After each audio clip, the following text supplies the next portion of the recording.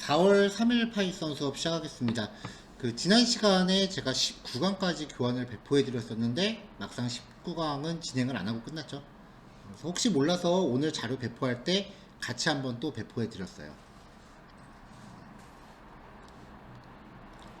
자, 지난 시간까지 우리가 봤었던 내용이 이제 쭉 처음부터 다시 나열해 보면 변수에는 이제 여러 가지 형태의 변수가 있었죠. 기본 데이터 타입이 있었고요. 그 다음에 연속성 자료형이라는 게 있었어요. 연속성의 대표적인 게 리스트 그리고 딕셔너리 이런 것들이 있었고, 얘네들을 이제 다루기 위한 파이썬의 명령어 표현 방식, 프로그램 흐름 제어라고 했었는데, 조건문, 그 다음에 반복문, 이런 내용들을 봤죠. 자, 여기까지 이제 내용이 구성되고 나면은 이제 프로그램에서 이야기하는 어떤 예제들이 이제 구성이 되기 시작을 해요.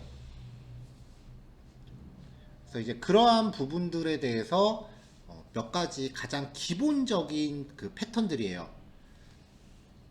이제 제목을 코딩 테스트 기본 유형이라고 말씀을 드렸는데, 요거는 사실 코딩 테스트 레벨까지는 못 돼요. 보통 이제 소프트웨어 관련된 전공학과에서 중간고사 문제 정도로 나올 범칙한, 실제로 저 학교 다닐 때 중간고사에 나왔던 문제도 하나 지금 넣어놨고요. 그 정도의 수준이지, 뭐 취업을 위해 준비하는 코딩 테스트는 이거보다 문제가 훨씬 난이도가 높습니다. 또 기본적인 부분들이니까 몇 가지 문제 유형을 좀 진행을 해볼게요. 자, 이 페이지 이제 지난 시간에도 한번 소개해드렸던 건데요.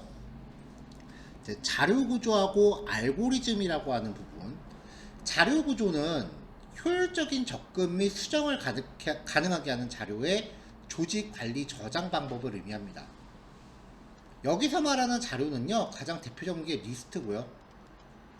그리고 걔네들을 조직하거나 관리하거나 저장한다라는 거는 이제 반복문하고 조건문으로 리스트를 핸들링 한다는 얘기예요. 이렇게 해서 이제 데이터 값의 모임 혹은 데이터 간의 관계, 그리고 그런 데이터에 적용할 수 있는 어떤 명령들, 이런 것들을 작성하는 과정을 이제 자료 구조라고 하고요. 알고리즘은 이러한 활동을 수행하는 데 필요한 일련의 정해진 절차입니다. 그래서 이 알고리즘이라는 게 모여서 프로그램 코딩의 가장 기본적인 맥락이 되는 거고요. 프로그램은 항상 자료를 입력하고 자료를 출력하는 걸로 끝나는데, 이 과정을 어떻게 처리하는가에 대해서 코딩으로 푸는 걸 얘기합니다. 그래서 보통 이제 자료 구조하고 알고리즘이라고 하면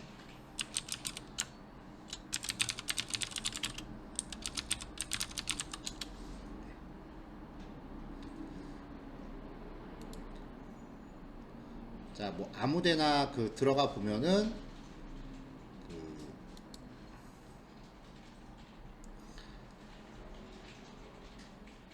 알고리즘 커리큘럼에 대해서 이제 살펴보면요, 이제 인터넷에 좀 자료를 좀 찾아보고 있어요.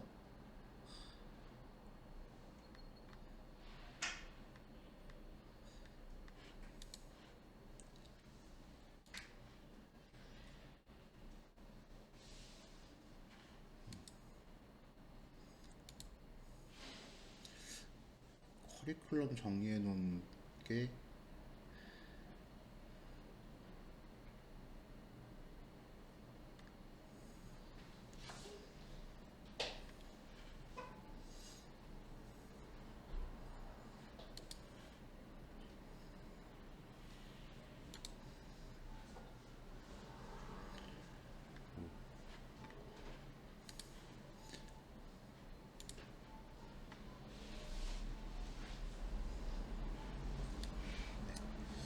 뭐 다른 사이트에서 가져왔는데,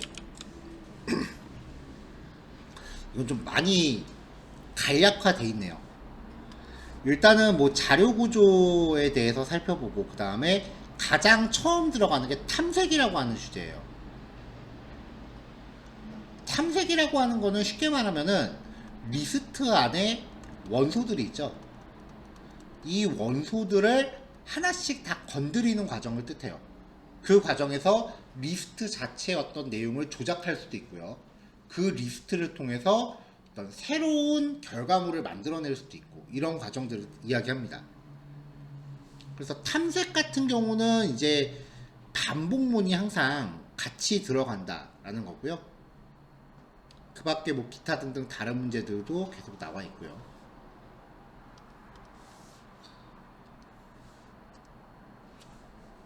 자, 첫 번째 문제 유형입니다. 별짓기 문제인데요. 프로그래밍 입문에서 가장 유명한 문제예요. 중첩된 반복문에서 자식 반복문의 수행 범위를 동적으로 설정하는 문제입니다. 반복문이 이중으로 중첩되어 있다고 가정을 하면요, 바깥쪽의 반복문은 항상 행을 담당하고요, 안쪽의 반복문은 열을 담당합니다. 그래서 반복문이 이렇게 이중으로 중첩되어 있다고 하면 i가 처음에 0부터 시작하죠. i가 0일 때 j는 0부터 2까지죠. 3 전까지니까 j는 0부터 2까지 반복을 해요. 그리고 나서 다 끝나고 돌아갔을 때 i가 1이 되면 안으로 들어와서 j는 다시 처음부터 다시 해요. j는 0부터 2까지 해요. 이게 보통 2차원 자료 구조를 탐색할 때 써요. 바깥에 게 행을 담당한다고 말씀드렸죠. i가 0일 때 j는 0, 1, 2 끝나면 다시 i가 밑으로 내려가서 j는 0, 1, 2 또 끝나면 i가 밑으로 내려가서 0, 1, 2 이런 식으로 2차원 리스트를 계속 탐색하게 됩니다. 이게 가장 일반적인 형태인데, 반복문의 이 범위를 i 값을 활용해서 계산식을 세워서 처리를 하면은 i가 하나 증가할 때마다 j의 반복 범위가 동적으로 바뀌어요. 가장 기본적인 게 이 형태예요. i가 0부터 시작해요. 그럼 j는 0부터 i 플러스 1까지 하는 거예요. 그럼 i 플러스 1이라고 하면은 0 더하기 1이니까 1. 그럼 정작 반복 범위에서 1은 포함되나요? 안 되죠. 그럼 0부터 0까지 한 번. i가 1이 되면 0부터 2 전까지니까 0부터 1까지 0, 1 두 번. 2가 되면 0부터 2까지 그럼 세 번 하죠. i가 한 번 내려갈 때마다 j 의 반복 횟수가 하나씩 늘어납니다. 아까도 말씀드렸지만 이거는 가장 기본적인 패턴이에요. 이런 식으로 해서 반복의 범위를 계산으로 얻어냈을 때 취할 수 있는 유형들이 여러 가지가 있어요. 자, 그래서 예제입니다. 별을 출력하는데 첫째 줄에는 별 1개, 둘째 줄에는 2개, n번째 줄에는 별이 n개가 출력이 돼야 된대요. 자, 어찌됐건 행열 구조죠. 그럼 반복문이 이중으로 중첩되면서 바깥의 반복문이 행을 담당하니까 i가 아랫방향으로 가는 거죠. 자, 그래서 0부터 4까지 반복합니다.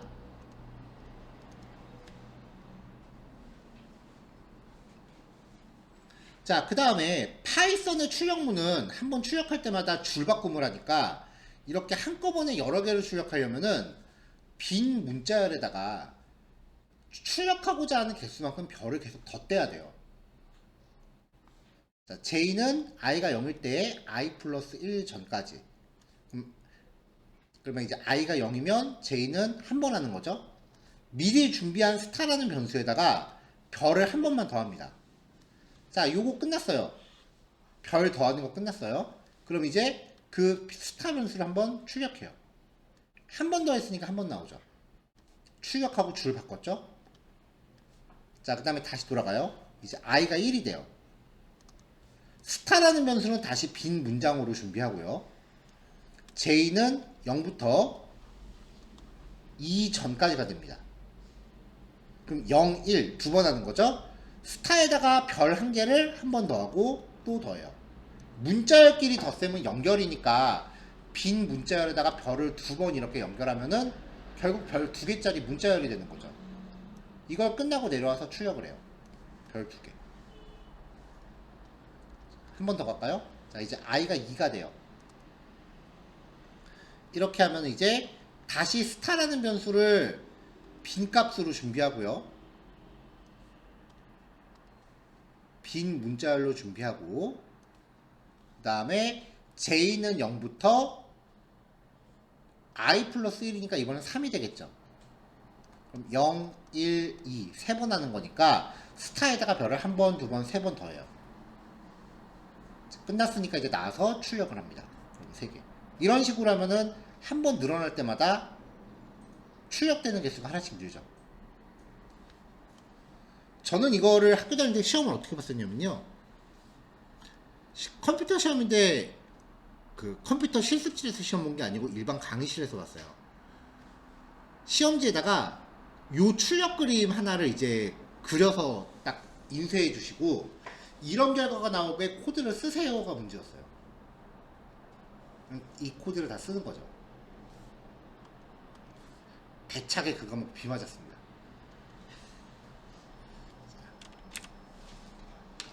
자, 이 별짓기가 굉장히 유명한 문제예요. 그래서 인터넷에서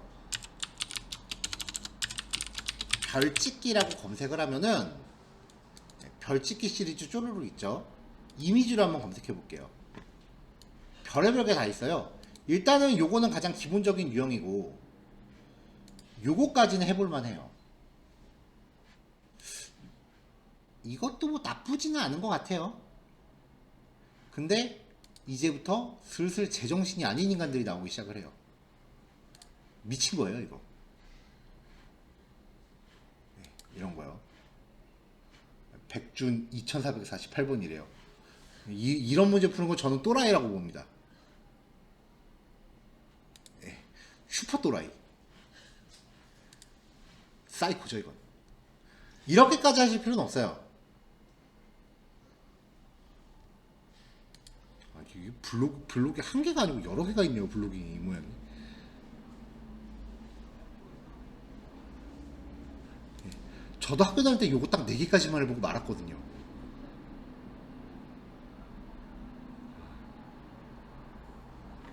이거의 이제 가장 끝판왕이 제가 봤던 게 이제 이런 사진으로 나오는구나. 그 별짓기를 응용해서 다스베이더 얼굴을 그려놨더라고요. 그렇게까지 하실 건 없지만 그래도 반복문의 범위를 동적으로 설정할 수 있다라고 하는 측면에서 이 첫 번째 문제 유형의 원리를 이해하시는 것은 굉장히 중요합니다. 그러면 이제 요 다음 문제가 이렇게 가는 거죠. 이거 역으로 뒤집어요. 이렇게요. 이렇게 나옵니다. 그럼 이걸 짤 때 반복문을 처음부터 막 다시 구성하고 별의별 분들이 많이 계세요. 근데 요 문제의 의미는 안쪽에 있는 반복문의 반복 범위를 동적으로 구성하는 거거든요. 그러니까 이걸 전체를 다 짜면 문제 취지에서 벗어나요. 여기만 고치셔야 돼요. 여기만 고쳤을 때 출력 결과가 어떻게 하면 이렇게 나올 수 있느냐거든요. 잠시만요.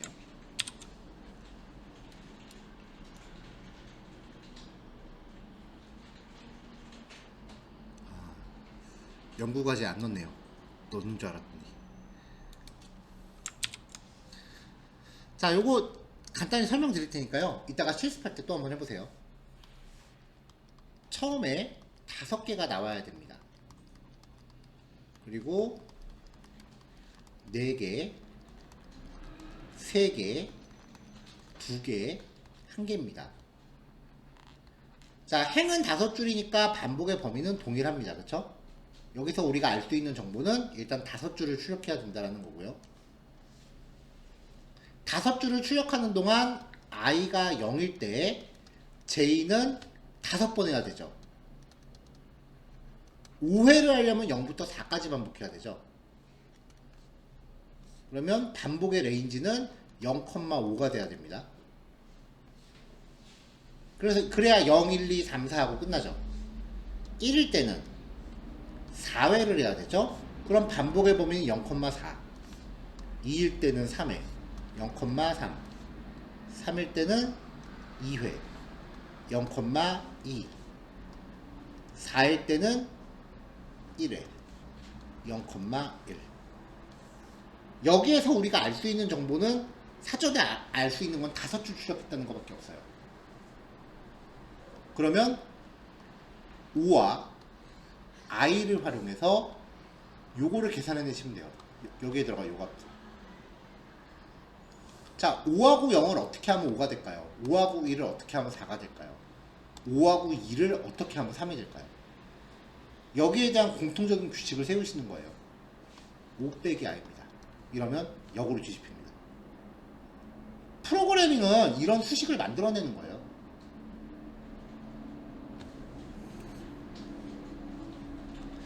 그래서 처음에는 분명히 굉장히 힘겹게 접근을 하시는데 시간이 좀 지나고 나면은 웬만한 전공생들보다 더 잘하시는 그 출신학과 2군데가 첫 번째는 당연히 수학과.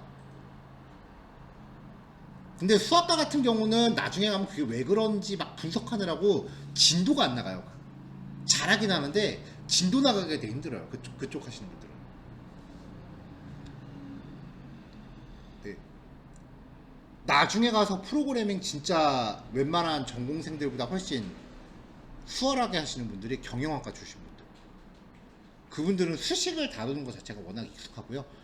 전통적인 수학과는 아니니까 수식을 주면 그게 왜 그런지 고민은 많이 안 하시더라고요. 그냥 있는 그대로 받아들이시더라고요. 그래서 실제로 실무에도 경영학과 출신 개발자들이 굉장히 많아요. 자, 넘어갈게요. 자, 이번엔 리스트의 탐색입니다. 반복문의 인덱스 변수를 쓰는 리스트 탐색이에요. 자, 리스트가 이렇게 있으면 전체 5개, 렌의 결과는 5죠. 그러면 이 결과값을 가지고 이 리스트를 탐색을 하려면 레인지 0,5, 그러면 0부터 4까지 1씩 증가하게 되죠. 즉 리스트의 길이를 가지고 반복문을 세우면 리스트에서 다루는 변수가 반복문에서 다루는 변수가 리스트의 인덱스와 일치한다라는 거예요. 이걸 가지고 반복문을 구성하면 i가 레인지 0부터 리스트의 길이 전까지, 길이는 항상 인덱스보다 1 큰 만큼 존재하니까요. 그렇게 하면 이제 리스트의 i번째라고 했을 때 각각의 리스트를 모두 순차적으로 탐색할 수 있게 됩니다. 이게 가장 기본이에요.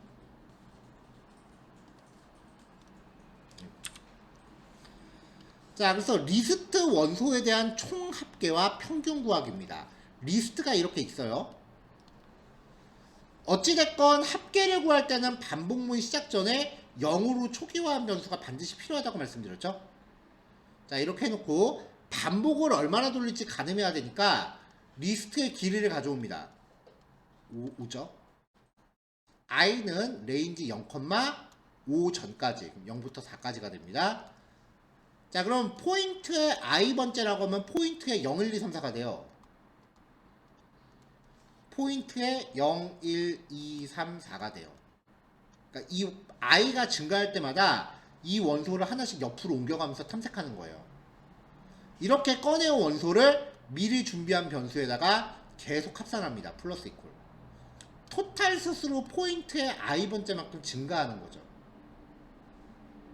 그럼 이 반복문이 끝나고 나면 이 토탈에는 리스트의 원소를 하나씩 갖다가 더하게 됩니다. 자, 이제 이렇게 해서 총합을 구하면 개수로 나눴을 때 평균이 나오죠. 개수는 아까 구해놨습니다. 그래서 토탈 나누기 사이즈라고 하면은 평균 점수가 나오고요. 이거를 출력하면 됩니다. 그냥 나눗셈을 하면 평균 점수는 아마 소수점까지 나올 겁니다. 근데 %d라고 하는 형식 문자는 정수를 출력하는 거기 때문에 소수점을 알아서 버릴 겁니다.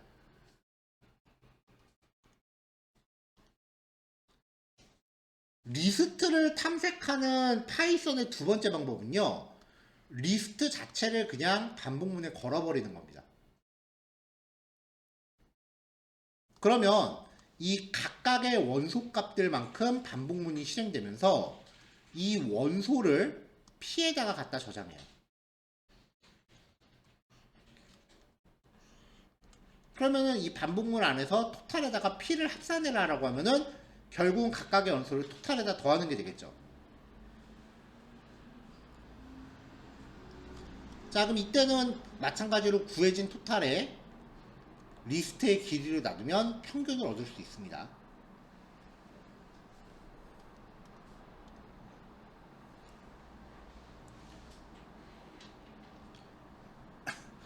자, 이번엔 2차원 리스트입니다. 마이 데이터의 0번째라고 하면은 여기가 0번째고요. 여기가 1번째입니다. 0,0, 0,1, 0,2, 0,3이죠. 자, 마이 데이터의 길이 하나, 두 개 있으니까 현재 길이는 2예요. 사이즈 2 나왔죠? 자, 그럼 i는 레인지 0,2 전까지 라고 하면은 i가 0일 때 0번째 데이터는 마이 데이터의 0번째. 그럼 요걸 통째로 가져와서 출력하는 거예요. 1번째도 마찬가지고요. 자, 요 상태에서 스텝 1이에요. 뒤에 코드 더 있어요. 자, 좀 전에 여기 프린트까지 해서 이렇게 출력을 했는데 그 과정에서 그러면 마이 데이터의 i번째, i가 0일 때가 요건 거죠. i가 0일 때 이 마이 데이터의 i번째를 가지고 작은 반복문을 또 구성하는 거예요. 토탈 0, 사이즈 2는 마이 데이터 i번째 len. 그러면 4개죠? 4가 됩니다.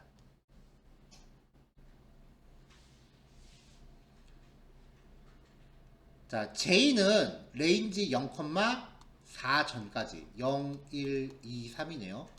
그래서 마이 데이터의 i번째 얘 J라고 하면은 i가 0인 동안 J는 계속 증가하니까 0번째에서 J 0번째, 1번째, 2번째, 3번째 요 각각의 원소를 찍는 게 J가 하는 역할이 됩니다. 그래서 토탈에다가 얘네들을 쭉 더하고 그 다음에 미리 준비해 놓은 i번째의 길이 이걸로 토탈을 나누면 이 에버레이지라고 하는 이 변수는 이 하나에 대한 합계와 평균이 됩니다. 반복문 안에서 변수를 0으로 초기화하고 있기 때문에 i에 대해서 한 턴을 수행하고 다시 돌아갈 때마다 이 토탈은 0으로 리셋돼서 다시 해요. i가 0일 때 요거에 대해서 토탈을 더하고 i가 1일 때는 토탈을 다시 0으로 리셋한 다음에 요거에 대해서 또 여기다 더하는 거죠. 이게 2차원 리스트의 가장 기본적인 탐색이에요.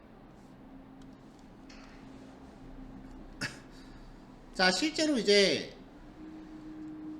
탐색 패턴 이번엔 두 번째입니다.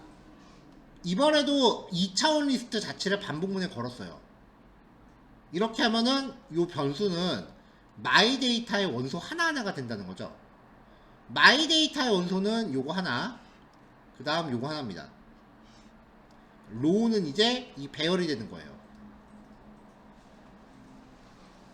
자, 그래서 이 마이 데이터의 원소 하나하나를 출력을 했을 때 각각의 리스트인 거 확인했습니다.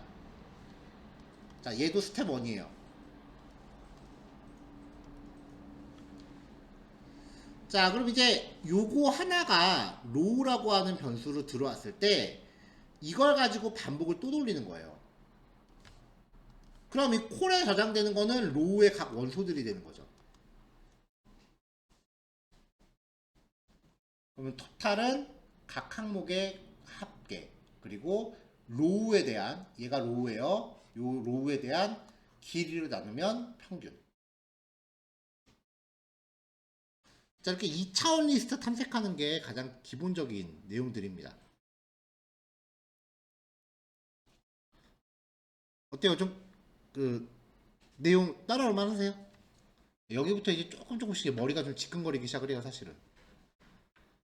그래서 여기부터는 그 보통 코딩 공부 처음 하면 이제 그 키보드 따닥따닥 하는 소리가 처음엔 되게 많이 나는데, 여기부터 이제 키보드 소리가 조금 덜하기 시작을 해요.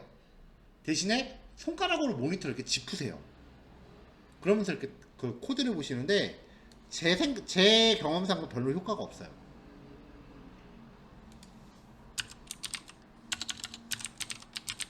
네, 전에 이 말씀 드렸던 거, 요거 한번 보여드렸던 것 같은데, 손코딩. 손코딩은 알고리즘 공부에 굉장히 효율이 높습니다. 코드가 어떻게 돌아가는지를 보면서, 그림이 없네. 코드가 어떻게 돌아가는지를 손으로 쓰면서 그 코드의 실행 과정을 직접 자기 머리로 추적을 하는 거예요. 그래서 제가 내용 설명드릴 때 변수가 어떻게 변한다, 이거 옆에다 적으면서 이렇게 화살표 그리잖아요. 그게 이제 손코딩 학습법의 가장 기본적인 형태인데, 그러려면 일단 기본적으로 코드 이렇게 쓰셔야죠. 진짜 저는 개인적으로 이거 엄청 권해드리는데, 그래도 코드를 손으로 쓰는 것까지 좀 너무했다라고 생각되시면 코드를 인쇄하신 후에 그 위에다가 펜으로 필기하시는 것도 방법이기는 해요. 얘처럼요. 잘 안 보이는데 지금 필기한 거 위에다 적고 있는 거죠.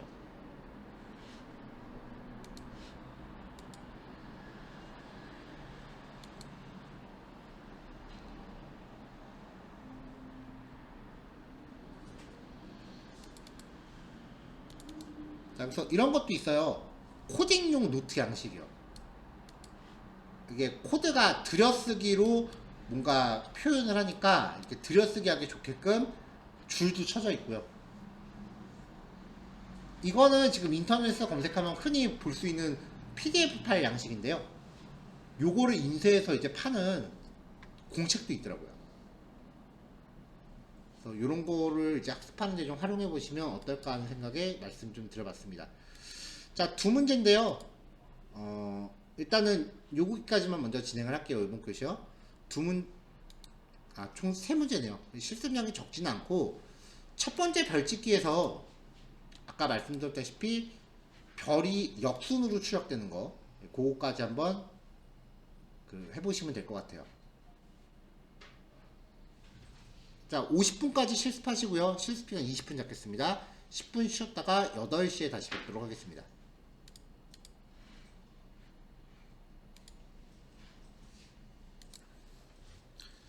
자, 인덱스 번호를 활용해서 2차원 리스트 탐색하는 패턴까지 봤습니다. 자, 2차원 리스트 탐색 패턴 두 번째입니다. 반복문의 리스트 자체를 걸어버리면 이 변수는 리스트의 각 원소가 된다고 했었죠. 그러니까 여기서 지금 로우는 요거랑 요게 되는 거예요. 자, 그래서 로우를 출력했을 때, 이번에 출력되는 데이터라고 해서 %s에 넣고 로우를 넣었을 때 하나씩 출력되는 거 볼 수 있죠. 그러면 이제 이 로우 그 자체가 하나의 독립된 리스트니까 이걸 가지고 반복을 또 돌리는 겁니다. 자, 다음 스텝으로 넘어가면 2차원 리스트의 전체 총합, 각 행별로 합계를 구해볼게요. 자, 그럼 이 로우가 있을 때 이 로우에 대한 반복문을 여기서 개별적으로 돌린다고 보시면 되기 때문에 이 하나에 대한 합계를 위한 변수를 위에서 준비했어요. 그럼 로우가 요거 하나가 되는 거죠? 그럼 콜은요? 88, 72, 83, 90 각각의 값이 되는 거예요. 그러니까 토탈에다가 콜을 더하면 하나의 원소를 토탈에다 계속 더하는 게 되겠죠. 이렇게 해서 하나의 행에 대한 합계를 구하고, 그 다음에 토탈에서 다시 로우의 길이로 나누면 이 한 행에 대한 평균을 구할 수 있습니다. 자, 그러고 나서 이제 여기가 한 턴이 끝나면 다시 얘를 갖고 로우로 다시 들어오겠죠. 그럼 이 로우를 걸었을 때 콜은 63777280이 되는 거죠. 이걸로 반복 합계를 더하면 또 하나의 합계와 평균을 얻을 수 있고요. 자, 이런 식으로 수행하면 2차원 리스트에서 각 행별로 합계 평균을 구할 수가 있어요. 여기까지가 이제 2차원 리스트의 그 처리고요. 자, 그 다음에 이제 리스트 정렬. 여기부터 진짜 헷갈려요. 자, 첫 번째입니다. 여기에서 말씀드리는 내용들이 리스트의 내장 기능들을 봤을 때 그 내장 기능들로 다 됐던 것들이에요. 근데 실제로 이제 만약에 코딩 테스트 같은 거를 봐야 된다라고 하면은 그러한 함수들의 내부 로직을 직접 구현하는 걸 물어봐요. 자, 리스트의 원소를 역순으로 배치해 볼게요. 그럼 먼저 해야 되는 건 과연 반복을 몇 번 돌려야 되냐예요. 자, 첫 번째 거랑 끝에 거를 바꾸고 그 다음 거랑 얘를 바꾸고 가운데 건 놔두면 되죠. 자, 5개일 때 2번 했습니다. 그러면 6개일 때는요. 하나가 더 있다고 치죠. 그럼 얘하고 얘를 바꾸고 얘하고 얘를 바꾸고 얘하고 얘를 바꾸면 되죠.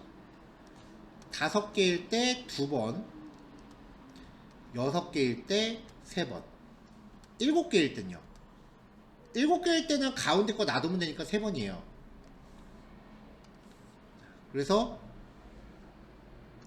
리스트의 길이를 2로 나눴을 때 목만 취하면 돼요. 그게 반복의 횟수예요. 리스트의 길이를 구해서 이 길이를 2로 나눴을 때 정수 부분의 몫을 구합니다. 그러면 이게 반복의 회차입니다. 그 다음에 알아내야 되는 정보는요. i가 0일 때 이 0번째하고 맞바꿀 반대쪽 원소의 인덱스입니다. 0일 때 4랑 바꿔야 되고요. 1일 때 3이랑 바꿔야 되죠. 0일 때 4번째 거랑 바꾸고 1일 때 3번째 거랑 바꾸고요. 전체 길이가 5예요. 5를 가지고 어떻게 하면 4가 나올까요? 5를 가지고 어떻게 하면 3이 나올까요? 빼고 1을 또 빼주면 됩니다. 그래서 반대쪽 원소의 인덱스는 사이즈에서 i를 빼고 1을 또 빼준 겁니다. 그러면 i번째와 p번째 거를 바꾸면 되죠. 변수값 맞바꿀 때는 콤마 쓰면 되잖아요. 마이리스트의 i, 마이리스트의 p번째가 마이리스트의 p번째와 마이리스트 i번째랑 맞바꾼다 라고 표기하면은 반복이 딱 여기까지 돌면서 반대쪽 거랑 값을 맞바꿀 겁니다. 이것도 파이썬이 다른 프로그래밍 언어보다 월등히 편해요.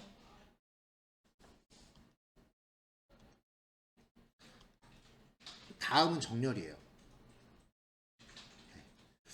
PPT 만들려고 힘 좀 준 거예요. 2, 4, 1, 3, 2 하나 빠졌네요. 2일 때, 2, 4, 1, 3, 1, 5, 4, 2일 때, 3, 1, 5, 4, 2일 때, 이걸 가지고 순서대로 정렬하겠습니다. 정렬 알고리즘은요, 기본적으로 한 3가지 정도 있다고 알려져 있어요. 5개를 소개하는 책들도 있고요. 방법이 되게 많은데, 그 중에 가장 쉬운 걸 말씀드리는 거예요. 0번째 자리에 들어갈 원소를 확정짓기 위해서 0번째 위치와 나머지 4자리를 비교할 거예요. 그래서 0번째 위치에 있는 것과 나머지 항목들을 비교하는 과정에서 값이 더 작으면 바꿀 겁니다. 그러면 이제 얘는 1번째랑 비교했을 때 1이 더 작으니까 맞바꿔요. 그래서 1, 3, 5, 4, 2가 되고, 여기에서 이제 조심하셔야 되는 게 3이 이 자리로 갔다고 해서 여기를 주목하시면 안 돼요. 계속 0번째 자리에 있는 거에 주목하셔야 돼요. 자, 1하고 5를 비교해요. 1이 더 작으니까 패스. 1하고 4를 비교해요. 1이 더 작으니까 패스. 1하고 2를 비교해요. 1이 더 작으니까 패스. 이렇게 해서 첫 번째 자리 값, 0번째 자리의 항목은 1로 확정 지어요. 그 다음에 이제 i가 옆 칸으로 가는 거죠. 옆에 칸이랑 나머지 거를 비교합니다. 3하고 5를 비교해요. 3이 더 작으니까 패스. 3하고 4를 비교해요. 3이 더 작으니까 패스. 3하고 2를 비교해요. 2가 더 작으니까 바꿔요. 이렇게 해서 두 번째 자리를 2로 확정 짓습니다. 옆 칸으로 가요. 5하고 4를 비교해요. 4가 더 작으니까 바꿔요. 그 다음에 4하고 3을 비교해요. 3이 더 작으니까 바꿔요. 자, 또 옆 칸으로 가서 5하고 4를 비교해요. 4가 더 작으니까 바꿔요. 마지막 끝에 자리는 비교 대상이 없죠. 끝납니다. 자, 이거를 반복문으로 정리하면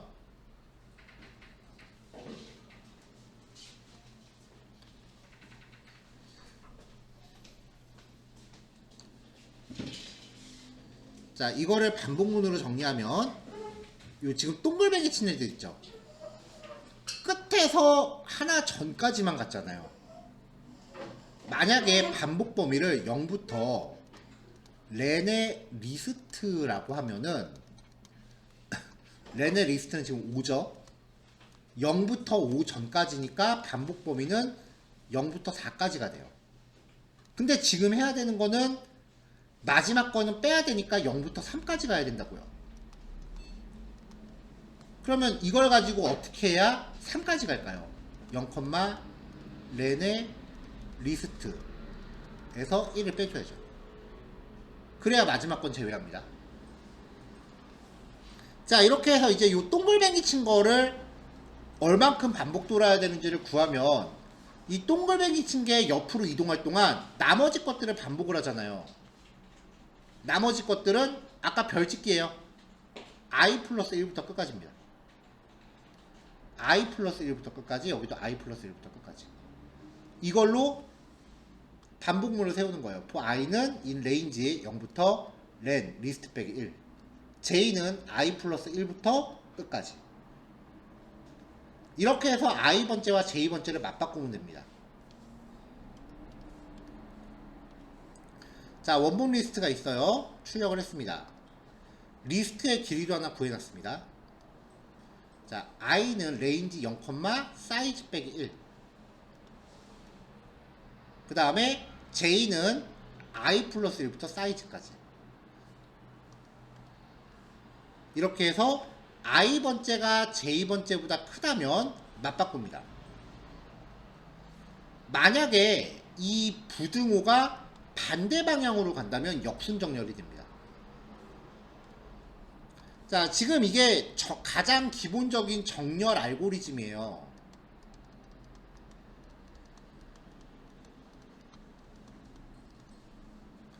알고리즘의 뜻을 수학으로 갖다 대면 공식이라고 해요.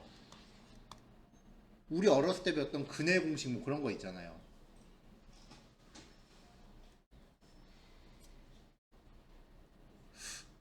기억이 아직 나실지 모르겠는데 근해 공식 기억나시나요? 고개 끄덕이시는 분 저 파이썬 수업 5년 만에 처음 봤어요.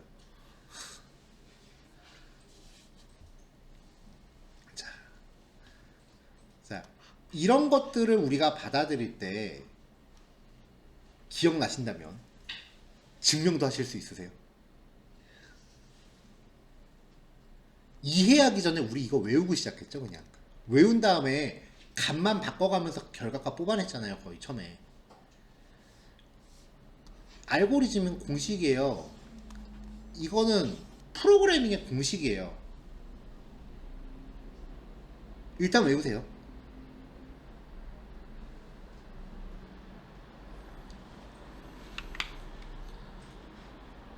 공식이니까 일단 외우세요.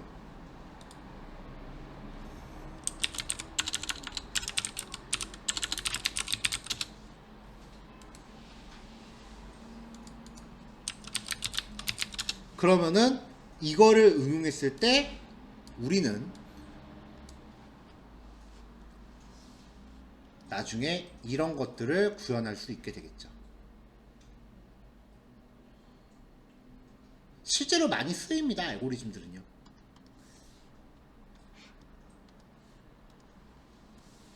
자, 알고리즘은 문제를 해결하기 위한 정해진 일련의 절차고요. 프로그램 작성의 기초입니다.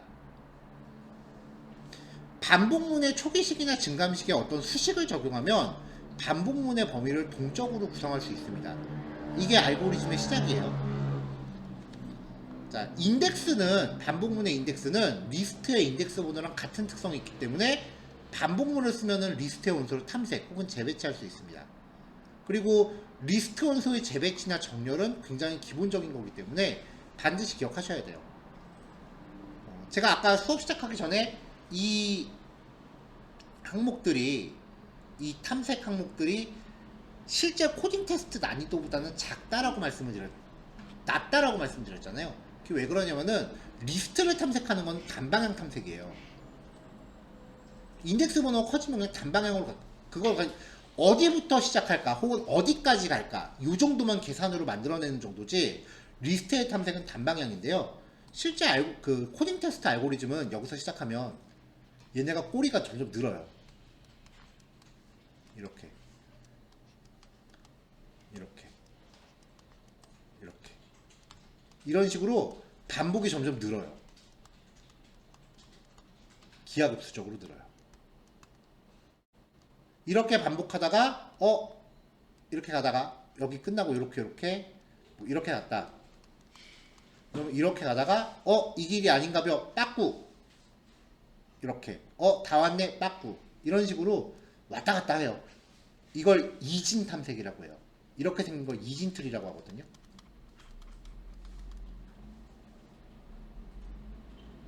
보통 알고리즘의 탐색이라고 하면 이런 걸 물어보는 문제예요.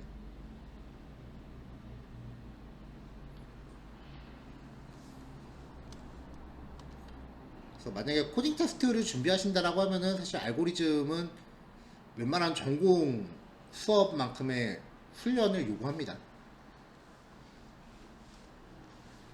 자, 알고리즘은 문제를 해결하기 위해 정해진 일련의 무엇이다.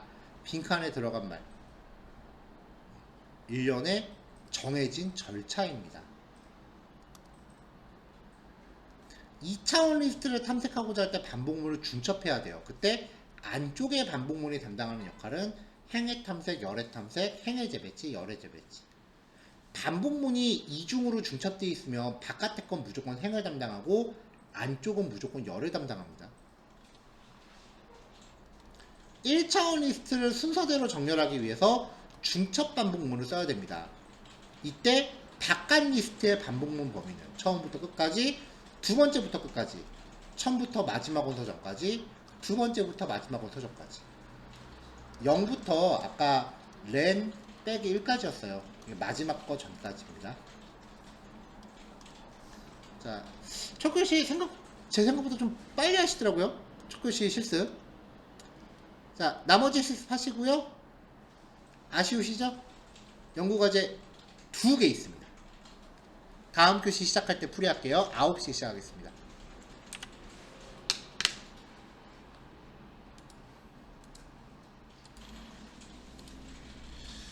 자, 시작하겠습니다.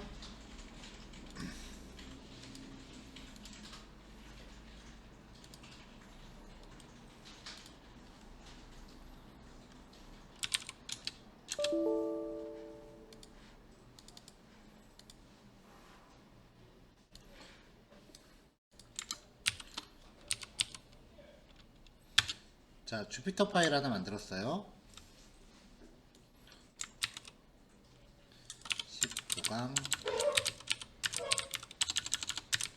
연구과제 2.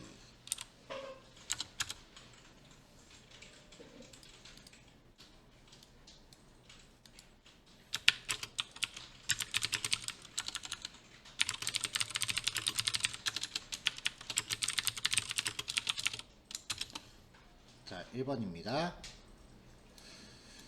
자, 어떤 학생이 일요일부터 토요일까지 이게 아르바이트 하는 시간이래요. 자, 그럼 이제 시간에 대해서 일단은 리스트를 정리할게요. 4, 3, 3, 4, 5, 7, 6. 자, 평일에는 시급 9,500원을 적용받고 주말에는 13,000원을 적용받는다고 했을 때 이 학생이 일한 일주일간의 총급여. 그러면은 월요일부터니까 요만큼은 9,500원인 거고 요만큼은 13,000원인 거죠. 자, 총급여, 즉 총합계를 구하는 거니까 일단은 반복으로 이거를 이제 탐색을 하면서 여기를 기준으로 이쪽으로는 9,500을 곱하면 되고 이쪽으로는 13,000을 곱하면 되는 거죠. 그래서 다 더하면 돼요.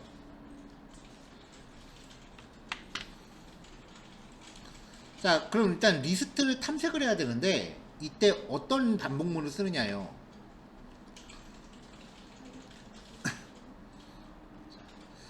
지금 하려고 하는 거는 몇 번째 항목인지가 굉장히 중요한 단서가 되는 거죠.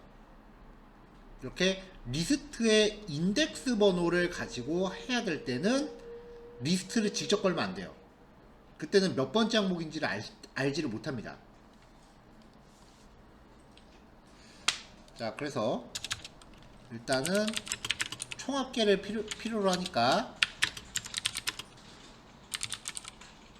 총급여에 대한 변수를 준비하고요.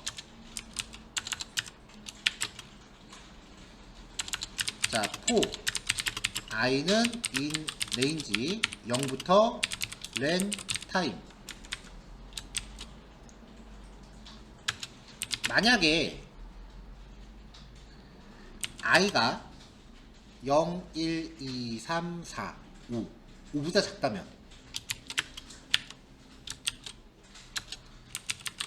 토탈에다가 더하는데 타임의 i 번째 곱하기 평일에는 9,500원이라고 했고요. 그렇지 않으면 토탈은 타임의 i 번째 곱하기 13,000이 되겠습니다. 자, 그래서 프린트 일주일간의 총급여는 %D1 입니다. 라고 해서 토탈. 자, 가격이 이렇게 나오죠.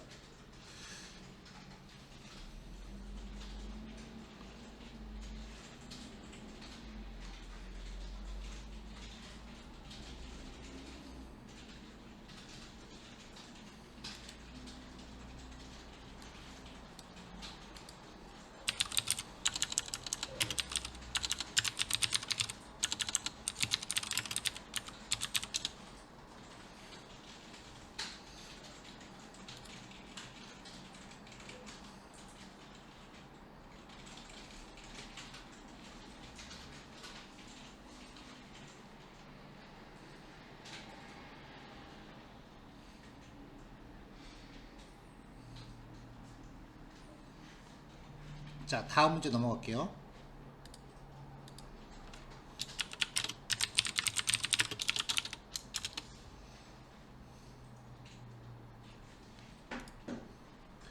자, 아이템 판매 가격을 구하래요. 이렇게 아이템 인벤토리가 있는데 밑에 있는 거는 이제 수량이고요. 그리고 위에 있는 거는 가격입니다. 아이템을 판매할 때는 원래 금액의 90%만 받을 수 있대요. 첫 줄에 있는 아이템을 판매할 때 이거를 이제 수량과 단가를 표현하는 딕셔너리를 표현하는 리스트로 구하라고 하죠. 자, 그럼 이제 이걸 보고 자료 구조를 구해보면 인벤은 자, 리스트인데 딕셔너리를 원소로 갖는다고 했죠. 수량은 291. 그 다음에 단가는 써져 있는 대로 500. 자, 이런 식으로 계속 구해야 돼요. 자, 둘, 셋, 넷, 다섯, 여섯. 291, 586, 460, 58, 18개, 72개, 500, 320, 100, 120, 92, 30.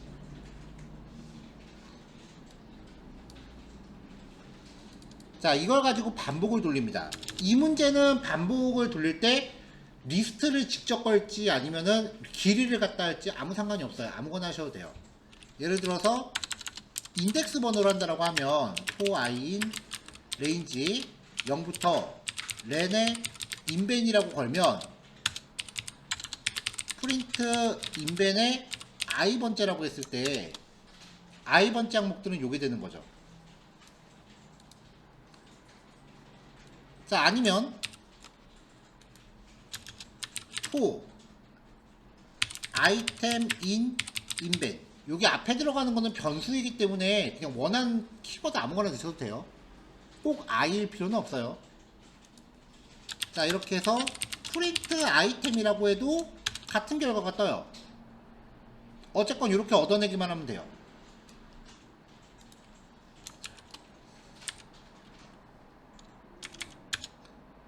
자, 얘도 이제 토탈을 구하라는 건데, 토탈에다가 더할 때 인벤의 수량 곱하기 인벤의 단가 라고만 하면은 그냥 고지고대로 정직하게 가격을 다 가져오는 거죠. 근데 문제 전제 조건은 여기에 90%만 받을 수 있대요. 0.9로 곱해야죠. 그래서 프린트 아이템 판매 가격의 총합은 0.9로 곱하니까 소수점으로 나올 거 아니에요. %FG입니다.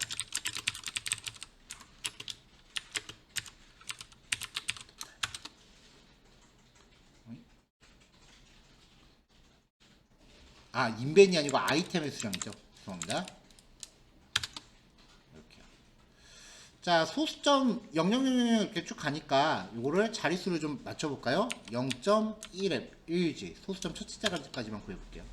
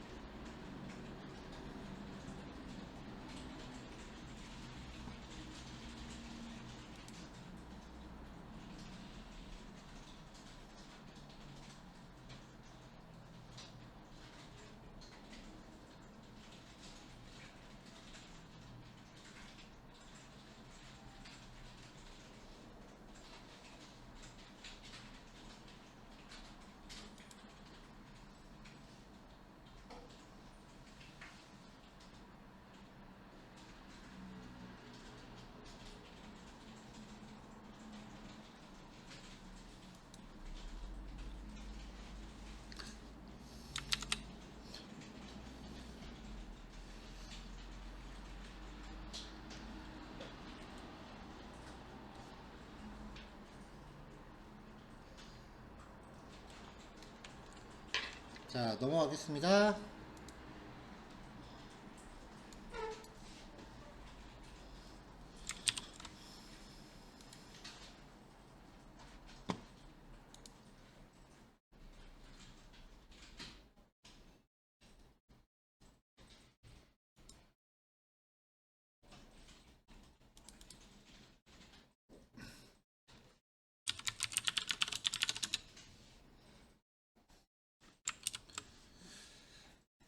자, 이번에는 함수라고 하는 개념에 대해서 소개해 드릴 거예요. 이미 우리가 파이썬에 있는 내장 함수들은 꽤 여러 가지를 사용해 봤어요. 이번에는 함수라는 것을 우리가 직접 만드는 과정에 대해서 볼 겁니다. 그래서 함수를 정의하는 기본 과정, 그리고 함수의 파라미터와 리턴 값에 대해서 이야기를 좀 해볼 거예요. 자, 이미 함수에 대해서는 앞에서 한번 우리가 얘기했던 적이 있어요. 자, fx는 x 플러스 1이라는 함수가 있을 때 이 함수의 이름은 f고요. 그리고 이 함수가 가동하는 데 필요한 조건값을 매개변수라고 하죠. 그리고 이 함수에 포함된 수식은 x 플러스 1입니다. 이렇게 만들어 놓으면 f에다가 1을 주면은 이 1이 x 자리로 들어가죠. 그래서 x 플러스 1이 이제 1 더하기 1로 계산이 되어지는 거죠. 그러면 이제 f라고 하는 키워드를 통해서 x 플러스 1이라는 수식을 여러 번 재사용한 거예요. 그러니까 이제 함수를 세운다는 게 중요한 게 아니라 재사용할 수 있다는 게 중요한 거예요. 참고로 수학에서 함수도 여기가 꼭 f일 필요는 없습니다. k라고 하셔도 돼요. 그럼 k의 5는 5 플러스 1이 되겠죠. 자, 프로그램에서 함수는요, 어떤 기능, 즉 연산을 그룹화한 겁니다. 그러니까 함수 이름 안에 여러 개의 구문을 하나로 묶어 놓은 거예요. 그래서 재사용하기 위한 단위입니다. 정의한다라는 게 이제 define이에요. 이 define에서 앞에 세 글자만 따서 def를 먼저 적고요. 함수 이름을 편하게 정하세요. 그리고 괄호를 열고 닫고 콜론을 찍습니다. 그럼 블록이 생긴 거잖아요. 그럼 이 함수에 속할 명령들을 이 안에 넣으시면 되는데, 이 안에서는 뭐 조건문, 반복문 이런 거 다 돼요. 자, 이렇게 함수를 정의하는 것만으로는 아무런 동작도 하지 않습니다. 이렇게 정의한 함수를 사용하려면 코드상에서 이렇게 명령어 쓰듯이 사용을 해야 되는데, 이거를 함수를 호출한다 라고 표현을 해요. 함수를 호출하려면 소스 코드상에서 함수가 호출보다 먼저 정의되어 있어야 돼요. 자, 그래서 일단 기본적인 함수 say 언더바 hello라는 이름의 함수를 만들었어요. 이렇게 해놓고 이 함수에다가 두 개의 출력문을 그룹화해서 넣은 거예요. 그러면 요걸 명령어처럼 사용함으로 인해서 이 안에 속해 있는 두 줄이 한꺼번에 실행되는 거죠. 또 실행하면은 두 줄이 같이 실행되고요. 즉 프린트문 두 개를 say hello라는 이름으로 그룹화해서 여러 번 재사용한다. 이게 함수의 의의예요. 자, 기본적인 형식을 봤으면 이제 파라미터에 대해서 이야기해 볼게요. 자, fx는 x 플러스 1. 이때 주어지는 x 값에 따라서 결과가 달라지죠. 그래서 이 함수 f가 연산을 수행할 때 주어지는 조건 값을 매개변수라고 하는데, 물론 프로그래밍에서도 매개변수란 말 그냥 쓰셔도 됩니다. 하지만 주로 파라미터라고 하는 용어를 더 많이 씁니다. 수학 함수처럼요, 조건값을 괄호 안에다가 변수 이름 만드시면 돼요. 그러면 호출할 때 그 값을 전달하시면 돼요.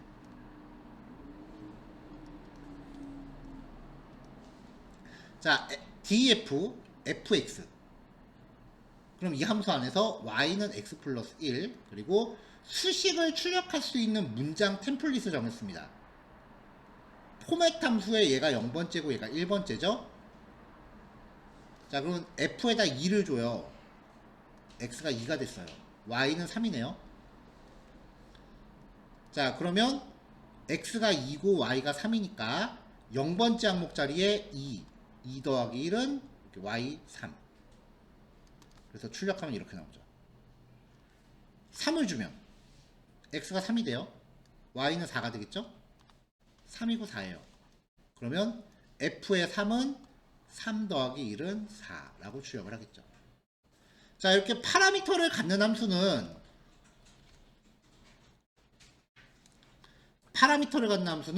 호출할 때 파라미터를 전달하지 않으면 에러 납니다.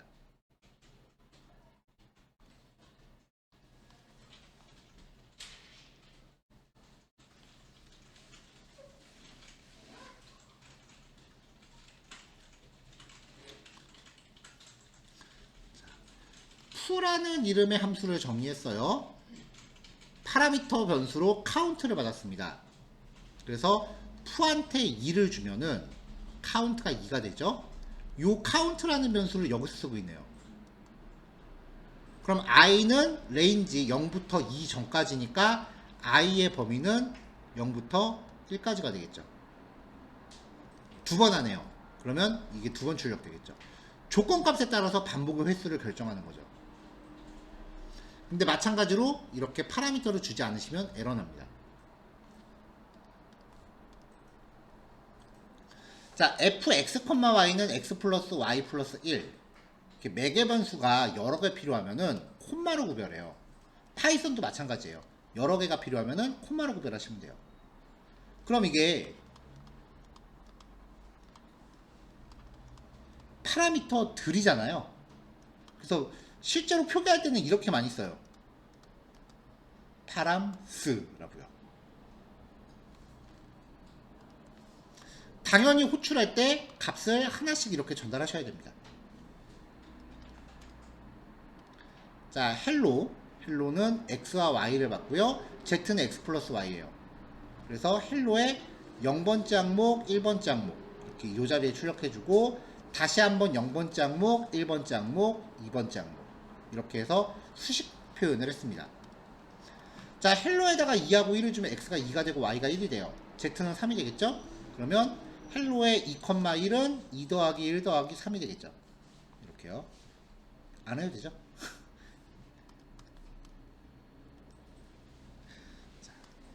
파라미터를 쓰는 이제 좀 더 확장된 방법입니다. 포맷 함수 쓸 때처럼 파라미터 뒤에 equal하고서 기본값을 잡아줄 수 있어요. 뒤에서부터 하나씩 까는 거예요. 이것도 포맷 함수처럼. 이렇게 기본값이 주어진 함수는요, 호출할 때 생략할 수 있습니다. 그럼 그때 이 기본값이 대신 쓰여요. 함수를 호출할 때 기본적으로는 순서를 이렇게 맞춰주거든요. 근데 순서 맞추기가 번거로우면 호출할 때 변수의 이름을 명시해서 주실 수 있어요. 그럼 순서를 무시해도 알아서 자기 자리 찾아가고요. 이때도 만약에 기본값이 있는 파라미터가 있다면 걔는 생략하셔도 됩니다. 자, x, y, z. z는 기본값 0이래요. 자, 얘도 x, y, z. x, y, z 한 번 더 쓰고 이 자리에는 x 플러스 y 플러스 z를 여기다 넣었어요. 자, 썸은 1, 2, 3을 줍니다. 썸 1에요. x가 1, 2, z는 3이 돼요. 기본값이 있는데 값을 주면은 기본값 무시하고 받은 걸 써요. 기본적으로 이렇게 순서대로 가고요. 썸 1에 지금 두 개밖에 안 줬죠? 그럼 x가 10, y가 20, z는 0이 됩니다. 그 자리에 0 나오죠? 자, 레코드라는 이름의 함수인데요. name, KUR-ENG입니다. 그러면 name의 국어 점수는 KUR 점이고 영어 점수는 ENG 점입니다. 이번에는 escape 문자 써봤습니다. 파라미터 전달할 때 이름을 주면은 알아서 자기 자리 찾아가요. 이때는 순서 막 무시하셔도 돼요. 얘는 이름을 안 줬으니까 첫 번째 거 찾아가고요.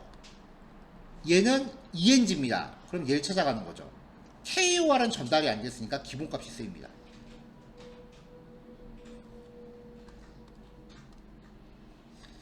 자, 함수에 대한 이제 마지막 리턴 값입니다. 함수는요, 자기가 포함하고 있는 수식에 대한 결과를 반환해 줍니다. fx는 x 플러스 1이면 f에다 5를 주면은 y는 6이 되죠. 근데 우리 보통 이렇게 y는 6이라고 바로 얘기하는데 이거를 좀 더 세밀하게 단계를 쪼개보죠. f에다가 5를 주면은 그 5가 수식으로서 쓰이고요. 그 결과값이 자기가 호출된 자리로 돌아오는 거예요.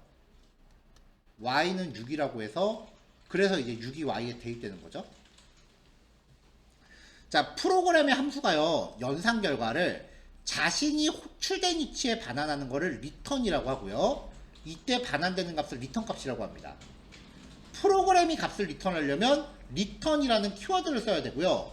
만약에 어떤 조건문 같은 거를 써서 함수 전체 로직이 이만큼 있는데 리턴이 중간에 튀어나왔다. 그럼 거기서 수행을 중단합니다. 밑에는 안 해요. 자, 플러스는 x, y 해서 x 플러스 y는 z에다 담고요. z를 리턴합니다. 자, 그러면 플러스가 10과 20을 받으면 z는 30이 되겠죠. 그럼 그 결과를 리턴하는데 그 결과가 a에 바로 들어가는 게 아니에요. 자기가 호출된 자리에다 결과값을 돌려놓는 겁니다. 그 다음에 a에 대입되는 거예요. 이걸 왜 자꾸 강조하냐면은 이렇게 말하지 않으면 나머지 두 개의 문장이 설명이 안 돼요. 함수 안에서 함수를 또 호출하면은 안에 거 먼저 보세요. 3 더하기 1 더하기 5 라고 하면 우리 뭐부터 봐요? 이거부터 하죠. 같은 이치예요. 플러스에 100과 200을 줘요. 그럼 Z는 300이 되죠. 자기가 호출된 자리에 결과값을 돌려놓는다 그랬어요. 그러니까 이 자리가 300이 되기 때문에 이제 바깥에 거 보면 프린트 300이 되는 거죠. 이렇게 말하지 않으면 이런 거 설명이 안 돼요. 하나 더 볼까요? B는 플러스 5,7 플러스 100이래요. 그러면 이제 얘를 호출하면서 X가 5가 되고 Y가 7이 되니까 Z는 12죠. 자기가 호출된 자리에 결과값을 돌려놔야 12 더하기 100을 해요. 다짜고짜 먼저 함수 결과가 대입되는 건 아니라는 겁니다.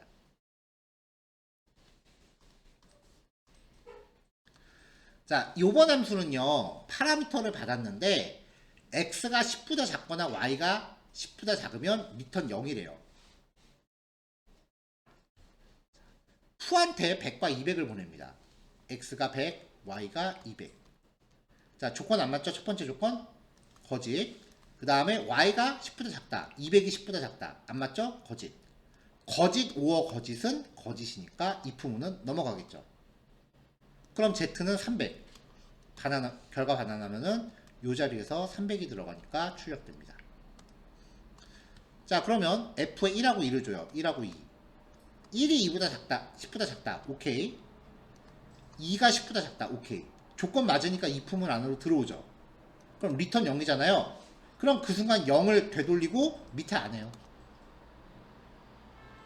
그러니까 중간에 리턴을 한다는 거는 함수가 수행되기에 적절한지를 판단한 다음에 안 할 거다 싶으면 먼저 리턴을 하는 거예요. 자, 이게 리턴입니다. 자, 우리 대입연산자 얘기할 때요, 구조분해라는 거 얘기했었거든요. 튜플이나 리스트가 있을 때 K는 1, 2 이렇게 있을 때 A, B는 K라고 하면은 이거는 A, B에다가 리스트 1, 2를 넣는 거잖아요. 그러면 1이 A에 들어가고 2가 B에 들어갑니다. 리스트의 원소를 각각 개별 변수에다 쪼개서 받는 거를 구조분해라고 했었어요. 함수가 수행하다 보면 2개 이상의 값을 리턴해야 될 때가 종종 있어요. 그러면 튜플이나 리스트로 묶어서 리턴하시면 돼요. 그럼 어차피 이게 하나니까요. 자, 그러면 이제 발을 호출하면 이 자리가 튜플이 되는 거죠. 1, 2. 그럼 A를 출력하면은 A 자체는 이 튜플이고 A의 0번째는 1, A의 1번째는 2가 되죠. 튜플을 리턴하니까 얘는 인덱스 번호로 접근해야 되잖아요. 자, 이렇게 튜플을 리턴한 함수가 있다면, 자, 아까 얘는 요걸 리턴했죠. 발을 호출했을 때 1,2를 리턴했죠. 그럼 리턴 값 자체를 구조분해해서 봤습니다. 그러면 리턴 값의 첫 번째 게 m으로 들어가고 두 번째 게 n으로 들어가죠. 파이썬에 이런 표현식 되게 많이 나와요. 자, 이런 규칙의 구조분해를 활용하면 연속성 자료용 리턴 값을 개별 변수로 분리할 수가 있습니다.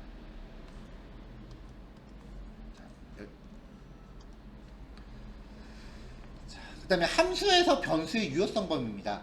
함수 바깥에 있는 변수는요, 함수 안으로 침투가 가능해요. 그래서 풀을 호출하면 바깥에 있는 변수를 끌어다가 C라는 값을 도출하고 출력하면 300이 나오죠. 근데 함수 안에 있는 변수는 죽었다 깨도 함수 밖에서 못 써요. 함수 안에서 만든 C를 확인해라 라고 하면 에러 납니다. name C is not defined. C가 정의되지 않았다라고 하죠. 그러니까 함수 안에 있는 값을 밖으로 내보내고자 하실 때는 리턴 하셔야 돼요.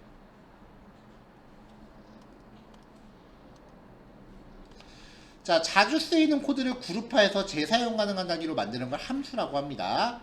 함수는 필요에 따라 조건 값으로 쓰이는 파라미터와 결과 값으로 반환하는 리턴 값을 정의할 수 있고요. 파라미터 같은 경우는 기본 값을 미리 설정할 수 있죠.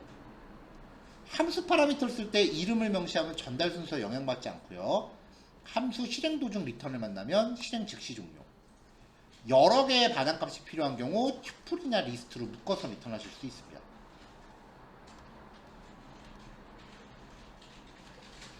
자, 함수를 정의하기 위해 쓰이는 예약어 function, func, define, def.